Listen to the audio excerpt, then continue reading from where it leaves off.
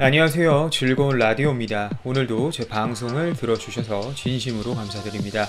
바쁘시겠지만 좋아요, 알람, 구독 한 번씩 꼭 부탁드립니다. 저에게 큰 힘이 됩니다. 자, 오늘의 제목, 삼성전자 이재용 부회장에게 벌벌 떠는 일본 기업들이 잘 보이고 싶어 일본으로 초대한 현재 상황, 아베 초긴장, 이란 주제로 여러분들과 한번 이야기해 보도록 하겠습니다. 한국과 일본의 관계가 최악으로 치닫고 있는 이 와중에 일본이 또 속이 다른 모습을 보여주고 있습니다. 바로 제목처럼 삼성전자 최고 수장인 이재용 부회장을 일본으로 직접 초대한 것인데요.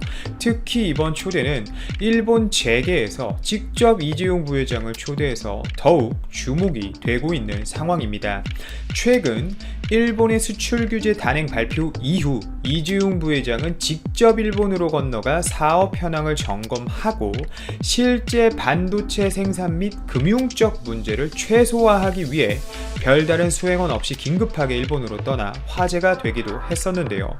그 이후 처음 일본 방문으로 따지고 보면 수출 규제 이후 두 번째 일본 방문이라고 할 수 있습니다. 물론 초대에 의한 방문이긴 하지만요. 하지만 여기서 우리는 짚고 넘어가 봐야 할 것이 딱 하나 있습니다. 바로 이재용 부회장에 대해서인데요. 최근 반도체 시황 악화와 디스플레이 사업의 악화, 거기에 프리미엄 스마트폰 시장의 세츄레이션으로 어려운 시기를 겪고 있었습니다. 하지만 이런 어려운 시기에도 불구하고 각 사업부를 돌면서 직접적으로 사업을 챙기는 모습을 보여주었고, 악화되는 한일 관계에 있어서 적어도 산업 분야에서만큼은 최대한 악화되지 않게 하려는 모습을 보여주고 있는 상황이기 때문에 현재 국제산업계 및 재계에서는 이재용 부회장의 영향력을 굉장히 높게 사고 있는 분위기입니다. 실제 일본으로부터 초대받은 행사는 2019년 일본 럭비 월드컵인데요. 개막전에 초대를 받은 겁니다. 우선 왜 초대를 했냐에 대해서 굉장히 의견이 분분한데요. 표면적인 이유로는 실제 삼성전자는 내년에 열리는 2020 도쿄 올림픽의 공식 스폰서이기도 합니다. 따라서 예의상 초대를 했다는 의견이 있는데요. 이 부분은 굉장히 표면적인 이유로 보이고, 실질적으로는 한일 관계가 최악으로 치닫고 있는 이 와중에 기업인인 이재용 부회장의 동태를 살피기 위한 것입니다. 최근 반도체 소재 업체들의 수출액이 급감하고 있고 일본 기업들을 말하는 거예요. 대한민국에서는 소재와 부품의 국산화를 외치고 있는 상황이어서 일본 재계는 울상인 상황입니다. 이러한 부분에 있어서 정치적인 문제를 떠나 경제적인 문제에선 삼성과 아직 협력하고 싶다는 일본 재계의 일종의 메시지인 것이지요. 최근 일본 외에도 삼성에게 러브콜을 보내는 나라가 많습니다. 인도, 사우디, 프랑스 등 우리가 생각하는 영역 밖에서 삼성의 위상은 점점 더 커지고 있는 상황인데, 삼성이 이렇게 세계적으로 시장을 넓힐 수 있는 엄청난 잠재력을 갖고 있는 상황이기에 일본은 절대 이 삼성을 놓치고 싶지 않은 것이죠.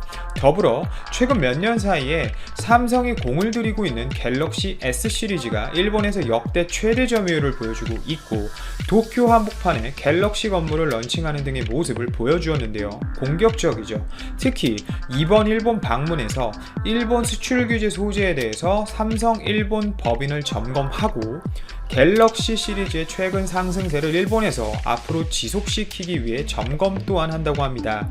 또 최근 블룸버그에 의하면 일본 측에서는 기체 고순도 불화수소는 일본이 수출을 허가했지만 액체 불화수소를 수출 허가하지 않고 있다고 밝힌 것 또한 이렇게 이재용 부회장이 일본을 방문한 시기상 일맥상통하는 부분이 있습니다. 또 재밌는 부분은 아베와 이번에 같이 경기를 관람한 것인데요. 실제 이 초대는 아까 말씀드렸듯이 아베가 초대한 것이 아니라 일본 재계들이 직접 초대한 것입니다. 이것이 무엇을 의미하는지 감이 오시나요?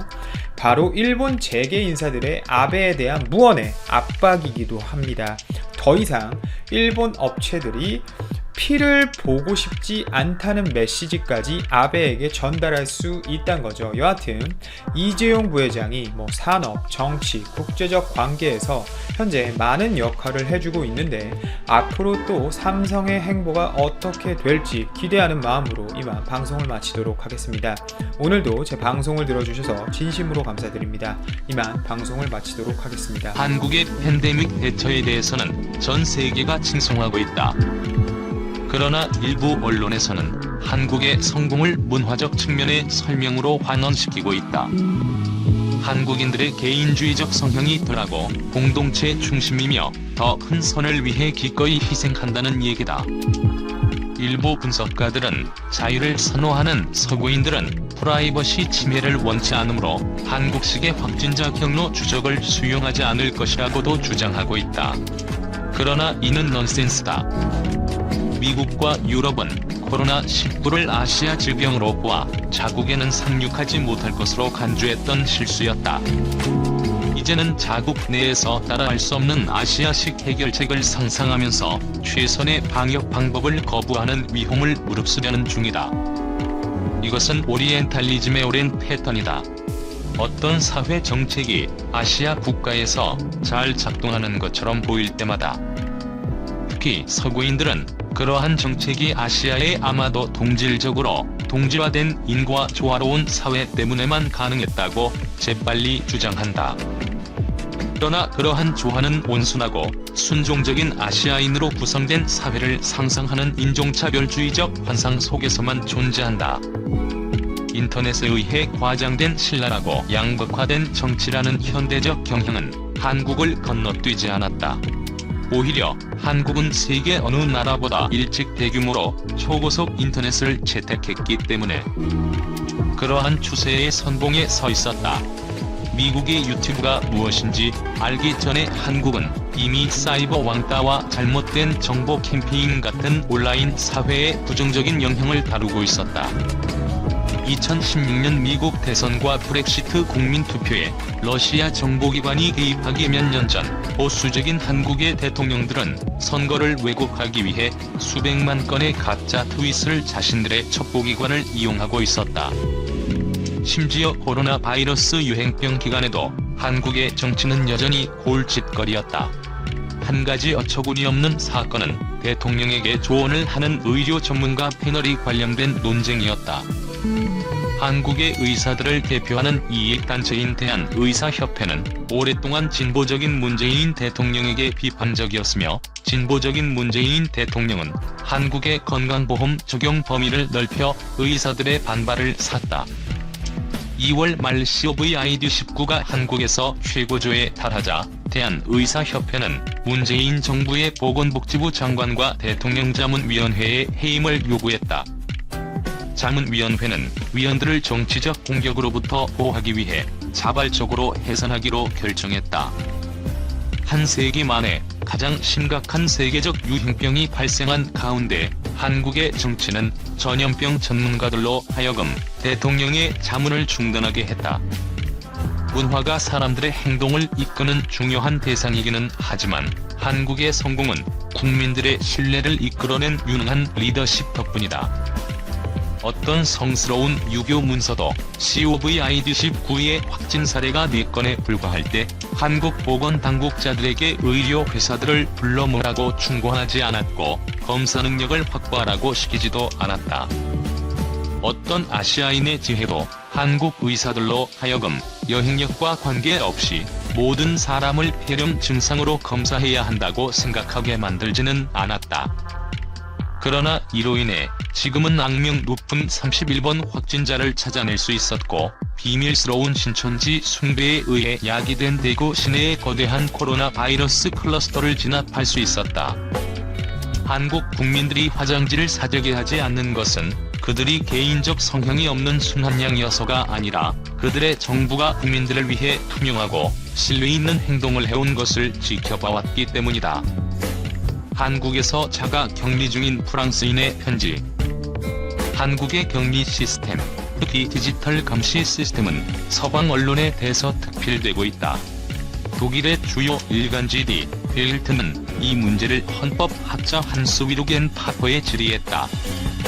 그는 이러한 시스템을 팬데믹을 핑계로 히스테릭한 파시스트 보건국가가 나타나고 있다고 비판했다. 한국은 민주주의 국가다. 따라서 임의적인 감금과는 다른 방식을 찾아야 했고, 이런 이유로 내국인들은 자택에서, 외국인들은 호텔에서 자가 격리하는 아이디어가 나온 것이다. 이것이 오웰의 소설 속에 나오는 빅브라더가 당신을 감시하고 있다는 아니다. 격리 조치와 감시가 인권 국가의 종말을 의미한다는 망상을 이제는 중지해야 한다. 이 모든 조치가 그 어떤 전체주의와도 전혀 관계가 없으며 인권이나 사생활 또는 자유로운 이동권을 침해하지도 않는다. 격리 조치를 따르고 전반적인 이동 금지를 준수하는 것은 이 비극적인 현 상황에서 단지 시민 정신의 실현일 뿐이다. 한국 의료 붕괴되지 않는 이유 1일 2만 건 검사 능력. 신종 코로나 바이러스 감염자 수가 9,976명이 된 한국에서 이탈리아와 같은 의료 붕괴는 발생하지 않고 있다. 그 배경에는 검사와 추적, 치료에 충실함이 있다. 다만 소규모 집단 감염은 계속되고 있어 한국 정부도 경계를 계속 중이다. 일본에서는 한국의 검사에 대해 의심 양성 등 정확성 문제가 있다는 지적도 있지만 한국 의료계에서는 일단 검사를 하지 않으면 다음 단계의 격리나 치료로 진행되지 않아 너무 늦어진다고 강조하고 있다. 한국에서는 현재 하루 약 2만 건의 검사 능력을 갖추고 있다. 감염자와 접촉한 사람을 특정하는 이동 루트 추적의 인프라도 구비하고 있다. 한국은 거의 현금을 쓰지 않는 캐시리스 사회다. 지하철이나 버스로 교통카드를 이용하므로 어떤 교통수단을 사용했는지 파악이 가능하다. 코로나19 승리로 이끈 한국의 대처. 한국의 코로나19 발병률이 급격히 감소한 데는 몇 가지 요인이 핵심적인 역할을 하고 있다. 첫째는 정부의 신속하고 적절한 대응 조치. 정부는 감염 발생을 억제하면서도 국민의 기본적인 자유를 제한하지 않는 두 가지를 동시에 성공적으로 수행하고 있다. 둘째, 국민들의 성숙하고 절제된 시민의식. 심각한 위협 앞에서 국민들은 단합하여 특별한 이의를 제기하지 않고 정부 지침을 따르고 이행하고 있다. 셋째, 전반적인 의료 시스템. 한국은 세계에서 가장 우수한 의료 체계를 갖춘 국가 중에 하나다. 유럽과 미국을 포함한 세계 각국에서 치료를 위해 한국에 찾아오는 환자의 수가 엄청나게 많은 것이 그 증거다. 넷째, 조금 이상하게 느껴지지만 북한 및 영내 복잡한 전반적 정세다. 북한과 인접하고 있어 한국은 상당히 높은 수준의 준비 상태를 유지하고 있어야 한다.